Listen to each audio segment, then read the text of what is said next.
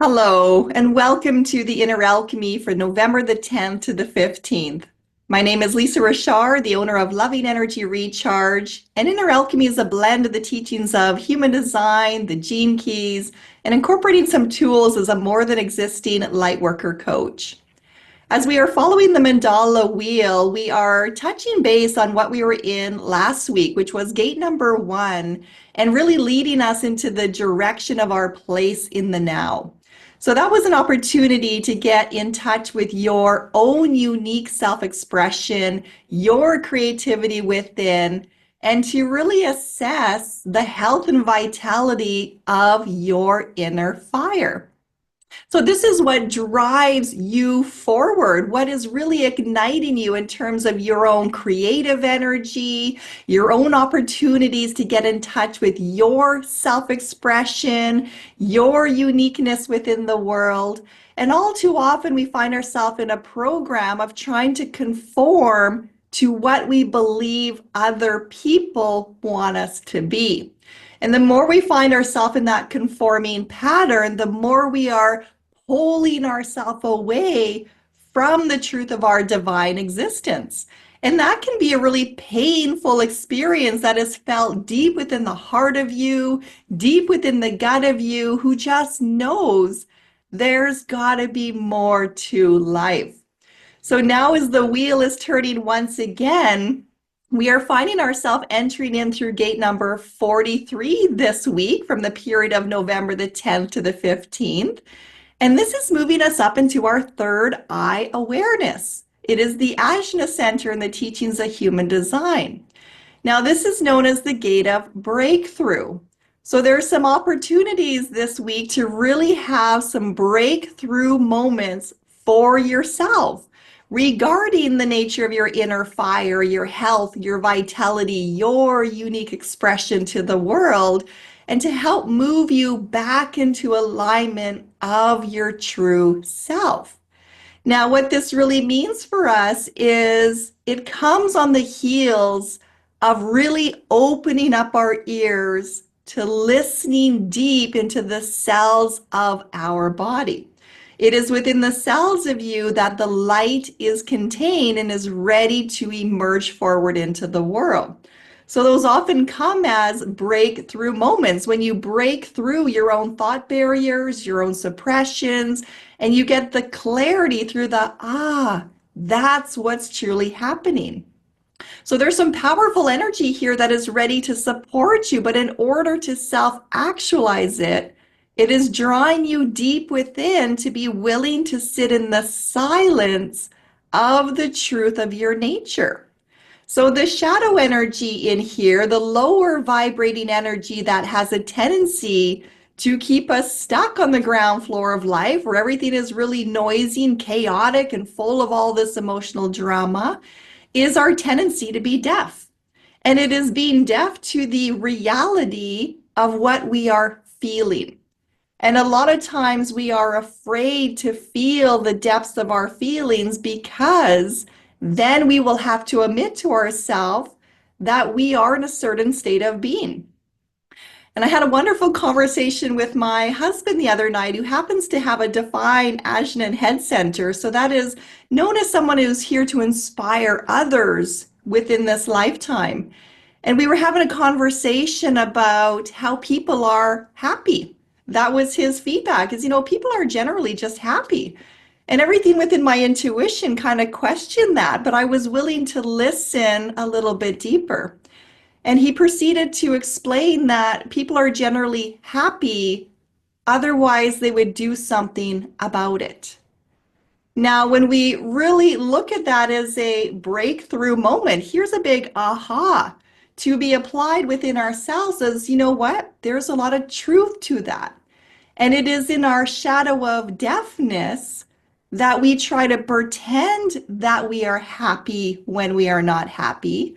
We distract ourselves if we are feeling in a state of overwhelm or boredom or suppression, and we deny ourselves the truth of our unhappiness. That is the shadow energy of being deaf. And we keep ourselves so busy and that to-do list so full that we have no time to sit with ourselves and be honest with the truth of where we are at. So when we link that back to last week's teaching about your creative fire within and your self-expression, how can you get to know yourself and really bring your own creativity to life if you are unwilling to sit with yourself and acknowledge your true feelings and what is distracting you from really igniting that fire within? So that moves us up into the opportunity to have some brilliant insight and awareness if you are spending that time in your deep contemplation this week, being honest with the truth of your feelings, being honest with what is distracting you and taking that energy from you. And most importantly, what are you going to do for yourself to move you deeper into an opportunity to nurture the flame within? So it's also acknowledging that because this is up in the ajna, the third eye awareness, this also comes with a natural anxiety. And the anxiety within this center is all about a fear of rejection, a fear that one's ideas are going to be too weird and they're going to be rejected by society. And we can see that played out everywhere. I imagine if you really look within yourself, you will recognize moments of time where you had some really good ideas and some creative expression, but because it was different from what everybody else was doing, there might have been that fear preventing you from sharing your self-expression in that moment of time. Or perhaps you have shared those moments in time only to be refused and ridiculed by others. And we can look at that in the world of business where unless your idea is conforming to the vision of the company, the safety net that the company has placed itself in, conforming to that so-called box, that idea is often rejected. And it's often rejected because we have a fear of change. We want a predictable outcome that what we are going to do will lead us on a path to success. So that keeps us in our own self-created boxes. Our idea that we know the way, we know the answer, we know the outcome. But life is organic. Life is wild in nature, and it is highly unpredictable. We really do not know. We don't know the answers, but we're trained to go find the answers. And when we can't find the answers, we create an answer for ourselves that keeps us in the narrative of our own story.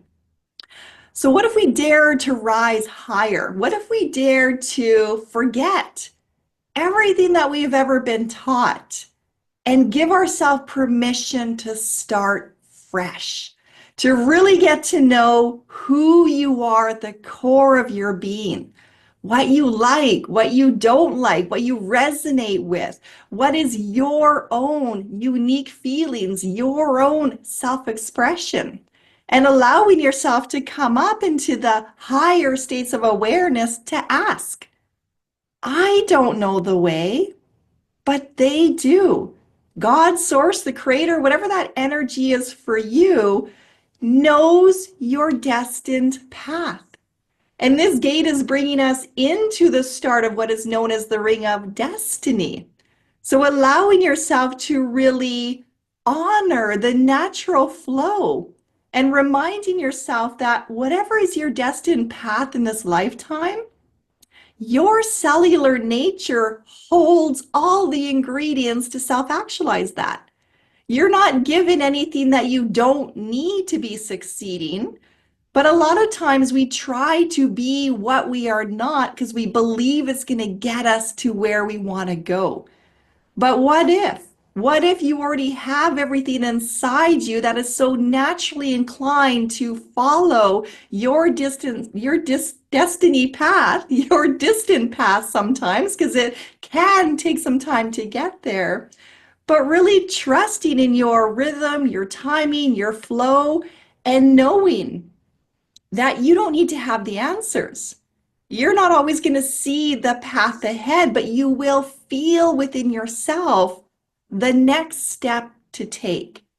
So there's some beautiful opportunity this week to get past our own mental roadblocks of pretending that you know all the answers and refusing to listen to the truth of your feelings, what your body, your intuition is trying to express, and allowing the energies to really feel and feed your own self-expression, igniting the passion of your divine flame within yourself to realign you to your destined path by being honest of what is the truth of your feeling right now.